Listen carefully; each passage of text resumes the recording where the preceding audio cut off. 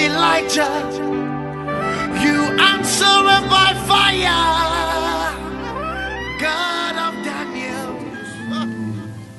Aujourd'hui, le frère Emmanuel Ngonda Mabeka. Avant que je vienne au Seigneur, j'étais connu sous le nom du Kano Mabeka, le maire d'Amsterdam, comme tout autre Congolais qui veut vivre à l'Europe, qui se jette dans les choses de ce monde. Et en 2002, j'avais reçu Jésus-Christ à travers cette église du pasteur Banza. Et c'était à cette période-là, le pasteur Banza Nathanaël, Marie, pasteur Banza Mireille Ngalula, et ils nous ont encadrés, moi, mon épouse. Et là, on n'avait que le premier enfant quand nous sommes venus dans cette église. Et la fille n'avait que 3 mois. Jésus a fait de grandes choses dans ma vie. Ceux qui me connaissent, ceux qui me voient me connaissent très bien. Et j'étais vraiment dans une vie de désordre de l'Europe. On était emportés par les vents de l'Europe. Mais Dieu a fait de grandes choses à travers ses serviteurs dans nos vies. Nous sommes aujourd'hui appelés enfants de Dieu. Nous avons reçu le Seigneur Jésus sous leurs mains. Ils nous ont encadrés, ils nous ont amenés dans la repentance. Voilà la chose qui me pousse vraiment à rester fidèle dans cette église. C'était la repentance. Parce que nulle part au monde, on parle souvent de la repentance. On ne parle que de la bénédiction. On ne parle que des choses de ce monde. Mais dans cette église, lorsque j'avais mis mes pieds, ils m'ont parlé de Jésus, ils m'ont donné le vrai Jésus, ils ne m'avaient jamais parlé de l'abondance, ni des choses de ce monde, mais ce qu'ils m'ont donné, c'était Jésus. Répands-toi, Christ revient. C'est dans ce moment-là que j'étais resté accroché sous leurs pieds, et aujourd'hui, Dieu nous a bénis avec la deuxième fille, et ma fille qui est là, elle joue maintenant au drum à l'église, et ma femme, c'est elle qui est chargée de notre groupe de louanges. Donc Dieu a fait vraiment de grandes choses dans nos vies. Et dans cette église, nous suivons aussi les cours bibliques, qui est une très grande formation pour un chrétien. Et cette formation nous ont poussé à devenir aujourd'hui aussi. Et je vous invite aussi, vous qui continuez dans cette vie de désordre, que Jésus vous aime. Il a ouvert grandement la porte de l'église Ebenezer ici à Amsterdam. Venez nombreux bien-aimés, car Jésus vous aime. La vie que vous menez n'est pas votre vie. Nous avons quitté la vie, c'était passé pour cette vie-là, car Jésus revient. Venez, Jésus a fait de grandes choses pour vous. Je sais que vous êtes nombreux dans vos maisons qui est en train de souffrir, mais Dieu vous aime. Venez mes amis, Jésus vous aime. Que Dieu vous bénisse.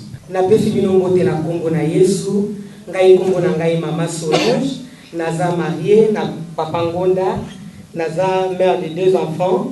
Moi, nanga liboso Plamedi, ya mibale Rute, naza membre de l'église Ebenezer.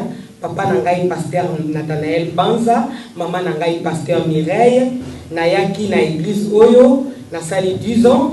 Nazalaki na séjour té, nazalaki condamné na célibat plongé, nazalaki nayaki nayebaki penza kobondela te na nzela na bango nde balakisi ngai baforme ngai na nzela na bango lelo na telemi boye nakoki kobondela nakoki kosala nyonso oyo ezali kobibela kosengela biso tosala yango wana naza koinvite yo moto ovandi na ndako yo moto ozali esika naza koinvite yo moto ovandi na ndako ozangi Yesu nano yamba Yesu te oza la bienvenue na église Ebenezer yaka okoyamba Yesu akosunga yo Yesu mutakobatela yo Yesu mutakopesa yo kimia oyo mokili ekoki kopesa yo te. Shalom, ngai kombo na nga mama Sephora navandi na Denar naza na bana 5 nasambelaka na église Ebenezer naye kala mingi te nasali déjà nayaki banda mois de mai na kati na église Ebenezer koya na nga na kati na église oyo nazalaki kosambela na Denar mais natantonaki ntango ebele nazalaki na baproblème na bandaki kozwa solution te nazalaki na baproblème ti voire même naye koperdre libala na ngai parce que nazalaki moto nazalaki koluka mais nazwaki solution te mais lelo nakomi na kati na esika oyo ezali na makasi na nga te mais nazalaki révélé nazalaki à l'écoute ya koyoka pe ya komona pe ya ko vivre likambo yango na bana ko ya souvent ba réunion ba maman mais nazalaki mwana mwasi mona bana ko yoka mingi natalaki na comparer na esika nazalaki nde ko tantonner ezala makambo ebele na yebaki tele nazoya awa miso ekomi kofonga manga muke matoyi ebani kofonga manga na ekozwa décision ya kokite esiko nazalaki parce que nazalaki na kufa nazalaki muto nazalaki na kati ya tombo mais lelo Yesu wana si asekwisi ngai afongoli nga misu nazalaki na misu ya kokufa nazalaki aveugle me na moni nazalaki koyoka te me na yoki lelo na ye na esika oyo nazali kozwa ya mingi na kati na église Ebenezer. En tout cas nakuti ba Sycomore pasteur Banza na pasteur Mireille en tout cas na nzela na bango basunginga mingi na retrouver amour nanga oya kala na perdaki bana na Congo mbula nyonso na sali na poto na sali 16 ans ya ko tantonner kaka parce que l'église musu ezali yo kanitso zo ke l'église mais église wana esi kufa boza ya kolala bazali ko préparer bino na kufa mais faut yo mwana nzambe faut ko zala na écoute faut ko zala révéler po yebe sika nini yo zali soko moni ke siko zali eza ya kokufa luka okoma na siko ezali ya kolamuka esiko nzambe azali ko révéler esiko okuta ba Sycomore ya bien o ba ko prêcher parole ya repentance esiko ko zwa kimia esiko ko mema yo na esiko ko préparer yo pour l'enlèvement parce que Yesu azali ko ya tango ko moke doto fongola misu to longo na bisiko ezali ko lala pongi to kota na bisiko yo révélation nzambe ezali na pamboli nzambe mingi po lelo natala suba trajet o na sala kate o uta denar ti awa na koma mona denar na Amsterdam na koma mona ngokaka niti na simandako nzambe azo sala nga ya minene grâce nazaki vraiment ba problème ebele mais lelo na zui solution na zui kimia oyo bato bazo luka yango bandeko nanga bino bozana ko tantonner bo luka bo la mukana pongi bo luka bisiko yo vérité ezali oyo azala makasi alanda ngai abanga te kotala trajet te esiko zo uta kokufele siko ezali bato ebele te esiko etonisami bato ebele oyebi te ozozinda kaka luka olamuka oluka esiko vérité ezali lokola ngai bolanda parce que onga na ye kovivre na lingi bino mpe boya kovivre yango bokomona loboko ya nzambe. Amen. Irmãos e irmãs, eu vos saudar em nome do Senhor Jesus. Eu chamo-me Carolina Fernanda, sou crente da Igreja Ebenezer Ministry. Os meus pastores espirituais são o pastor Banza e a pastora Mireille. Eu vim nessa igreja a partir de quando nós entramos aqui na Holanda. Tive uma graça de Deus, porque Deus me dirigiu até essa igreja onde se prega o verdadeiro palavra.